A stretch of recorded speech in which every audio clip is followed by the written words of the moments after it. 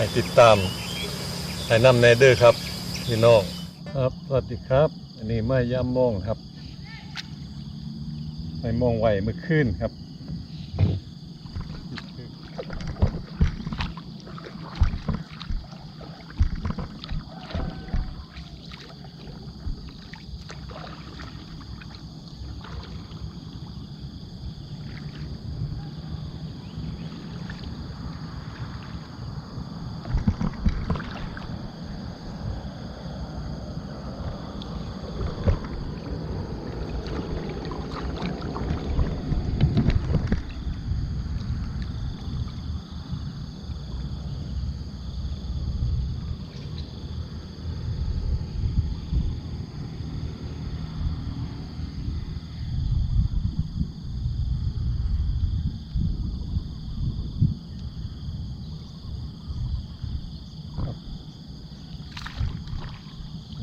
ได้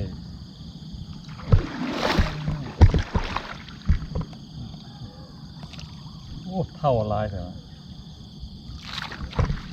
นี่จะเท่าเลย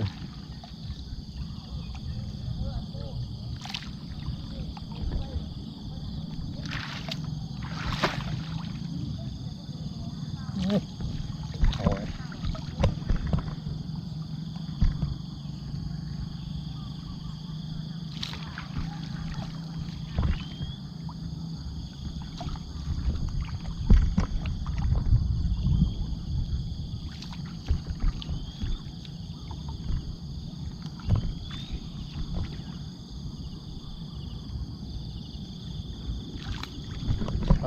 ปากแย่งเลยครับ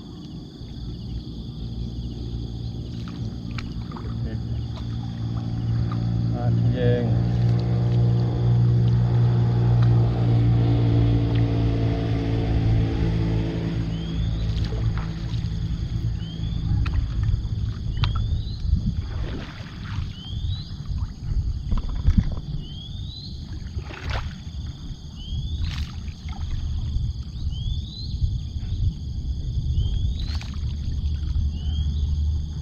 โอ้เท่าลายเลย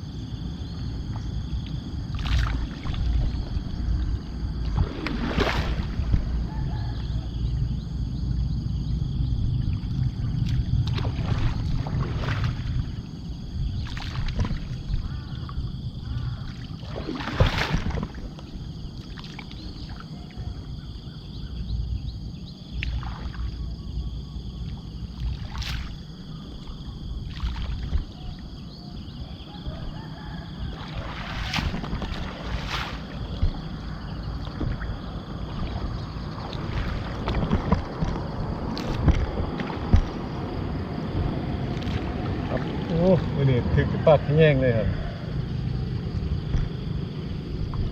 นี่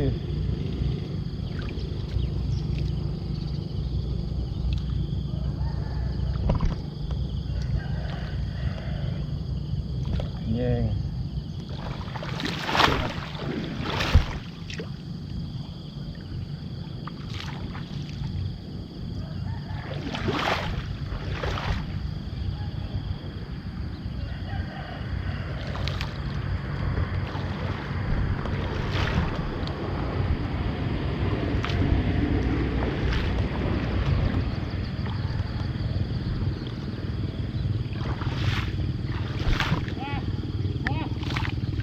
ดึก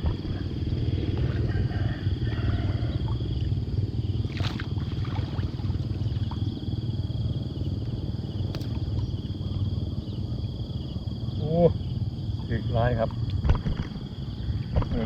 ดึกฟาดถึงน้ำไหม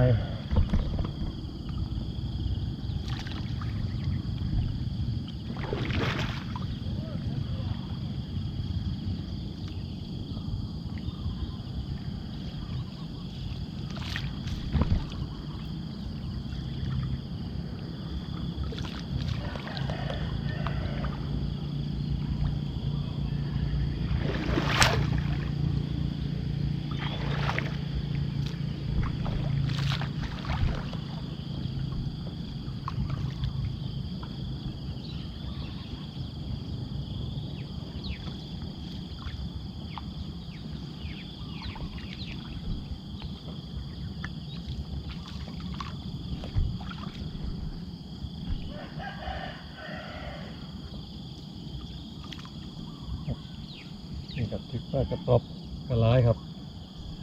ปลากระตบปลาแห้งๆอีกหลาย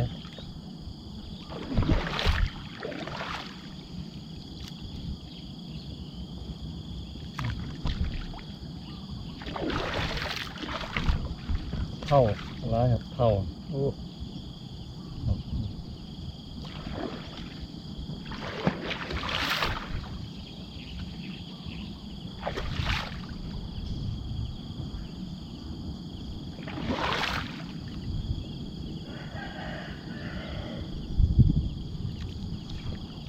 โอ้ขาดหมกขาดทักแน่นอนเนาะ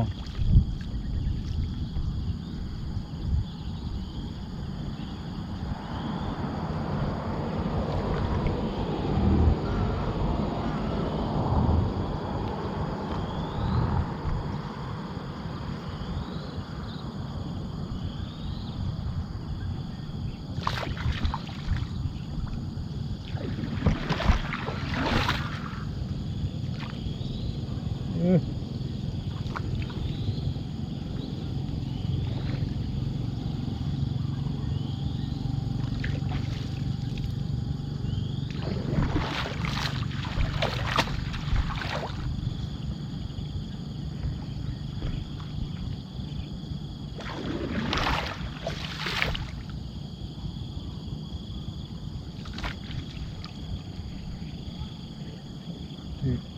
ก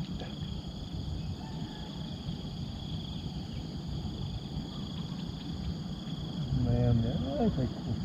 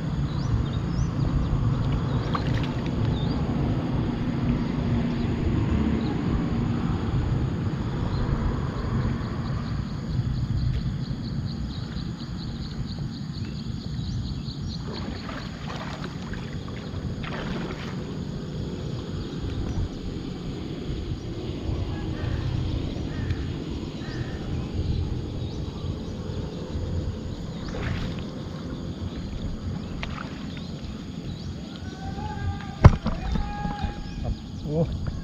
ยามมองไปนี่มานครับไปร้าย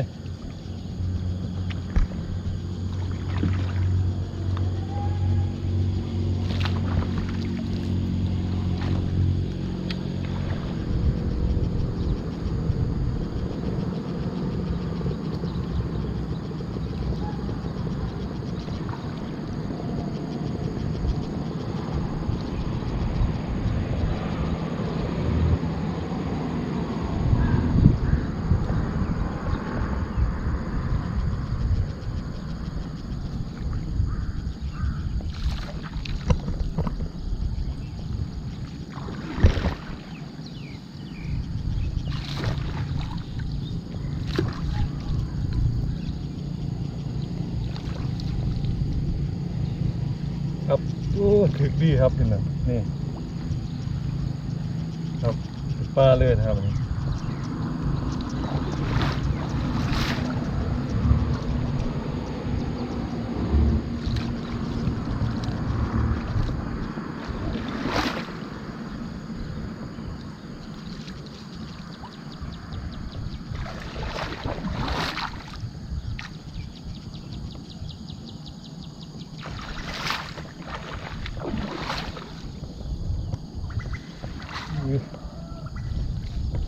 ถึกถึงป้าถึกถึงมองพี่น้อง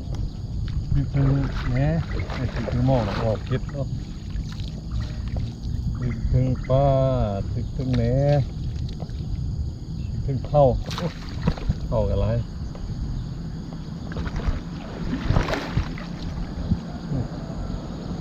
ป้าขี้แย่งเลยครับ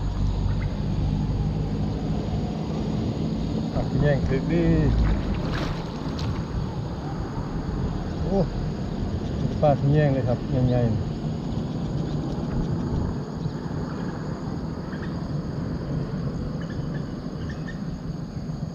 ส่งมาเฮ็ดเนี่ยหม่องไส้แหละครับ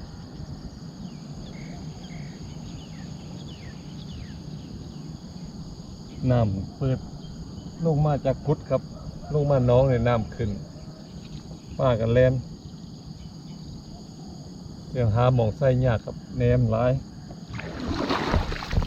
แหนมเข้าครับ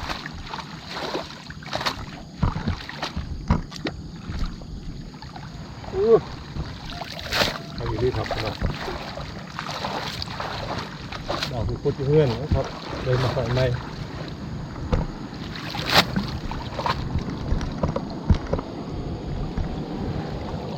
หนอกเอื้องเนื้อหนึ่งครับมาครับ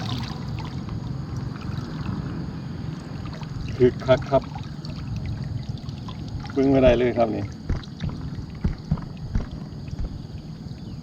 คือปลาขแยงร้ายครับปลาขแยงปลารสคือปลาขาวน้ำแน่ครับ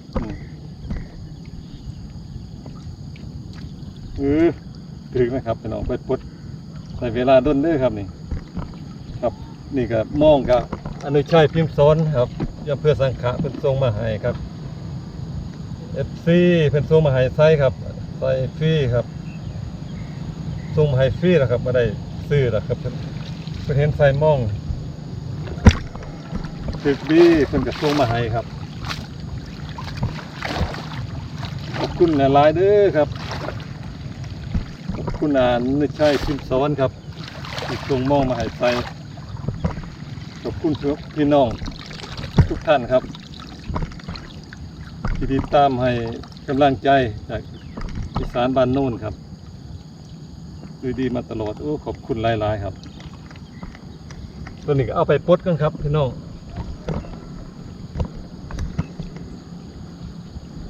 เอาไปปลดอยู่เฮือนเลยครับเดี๋ยวเอามาใส่ไม้ครับ